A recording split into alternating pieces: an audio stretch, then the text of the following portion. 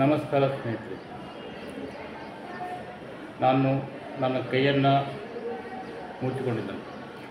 ಇದರಲ್ಲಿ ಈ ಜಗತ್ತಿನ ಅತ್ಯದ್ಭುತವಾದ ಒಂದು ಶಕ್ತಿ ಅಡಗಿದೆ ಅಂತ ಹೇಳ್ತೀನಿ.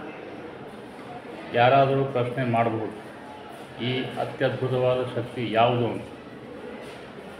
ಯಾರಾದರೂ ಗೆಸ್ ಮಾಡಬಹುದಾ? ಇಲ್ಲ ತಾನೆ? ಹಾಗಾದರೆ ನೋಡಿ ಆ ಶಕ್ತಿ ಏನು ಅಂತ.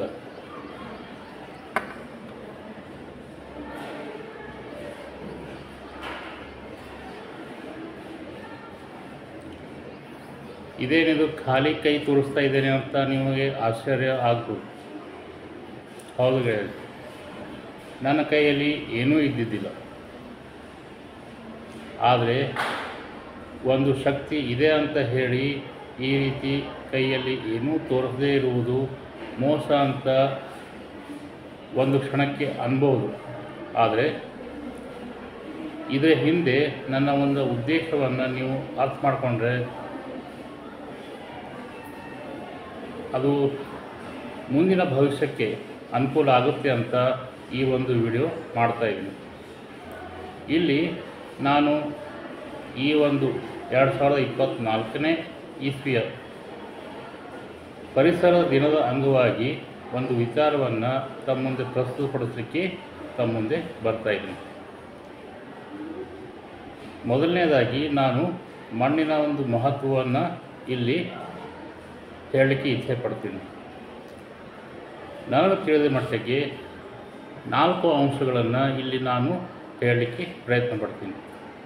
ಮಣ್ಣು ಯಾವ ವಿಚಾರಗಳಲ್ಲಿ ನಮಗೆ ಅನುಕೂಲ ಆಗ್ತದೆ. ನೀವು ನೋಡಿದ ಹಾಗೆ ಮಣ್ಣಿನಲ್ಲಿ ಖನಿಜ ಪದಾರ್ಥಗಳು ಹೇರಳವಾಗಿ ಸಿಗುತ್ತವೆ. ಆ ಖನಿಜಗಳನ್ನು ಉಪಯೋಗ ಮಾಡಿಕೊಂಡೇ ಗಿಡಮರಗಳು ಸಸ್ಯಗಳು ಬೆಳೀತವೆ.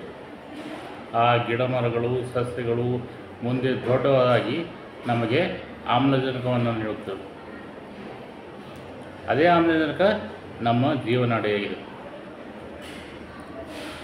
ಪ್ರತಿ ಕ್ಷಣ ಕೂಡ ನಾವು ಆಮ್ಲಜನಕವನ್ನು ಸೇವಿಸ್ತಾ ಇದ್ದೀವಿ. ಈ ಆಮ್ಲಜನಕದ ಸೇವನೆಯಿಂದಲೇ ನಮ್ಮ ಜೀವನ ಸಾಗ್ತಾ ಇದೆ.